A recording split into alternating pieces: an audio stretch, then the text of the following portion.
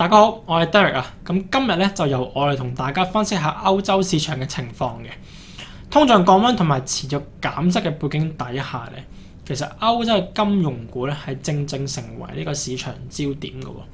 咁我哋由三個角度去進行一個拆解。首先咧就係政策面咧就提供一個明確嘅利好啦。歐元區喺5月嘅通脹咧就跌至1.9% 嘅。而失業率咧就同步回落至6.2% 啦。而歐洲央行咧喺6月嘅時候咧，其實佢就減息0.25厘嘅喎。呢個咧係自舊年6月以嚟咧第8次減息。咁關鍵咧係在於孳息率曲線陡峭化，短債息就受減息就壓低啦，而長債息咧就因為德國鬆動債務剎車，加大呢個國防基建支出而上升嘅。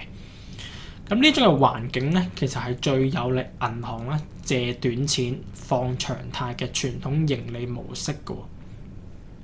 嗰個淨息差真係黏咧，就有機會擴闊嘅。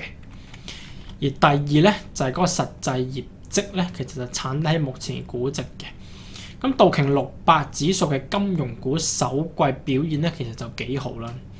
72% 嘅公司營業額咧係超過市場預期嘅。而75% 嘅公司 EPS 咧就跑贏咗分析師嘅估算啦，雙雙咧就冠絕11大嘅行業嘅。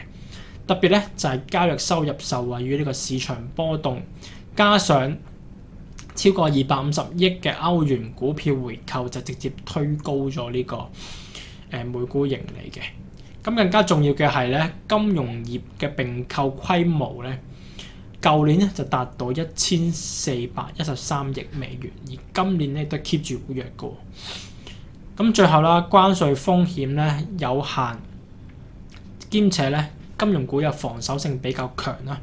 雖然咧美國推遲咗歐盟加徵關稅至到7月9號啦，但係咧其實歐洲後面已經準備咗近1000億嘅歐元反制清單嘅啦。咁比起各行業咧，金融股嗰個受貿易戰個影響咧就相對較細嘅。咁加上咧歐盟咧放寬呢個國防融資限制啦，減息推動企業同埋家庭嘅貸款需求上升啦，內需同埋政策雙重支持底下咧，其實呢一個板塊咧風險就相對可控嘅。咁喺操作策略方面咧，咁我哋就建議翻啦，聚焦翻一啲嘅資本充足率比較高而不良貸款率持續改善嘅金融機構嘅。咁現時咧，歐股嘅市盈率咧其實就低過美股啦。咁喺資金輪動底下咧，歐洲嘅銀行或者保險股咧，其實就可以成為一個分散美股風險嘅替代選擇嘅。咁今個星期我哋就先講到呢度，我哋下次再見，拜拜。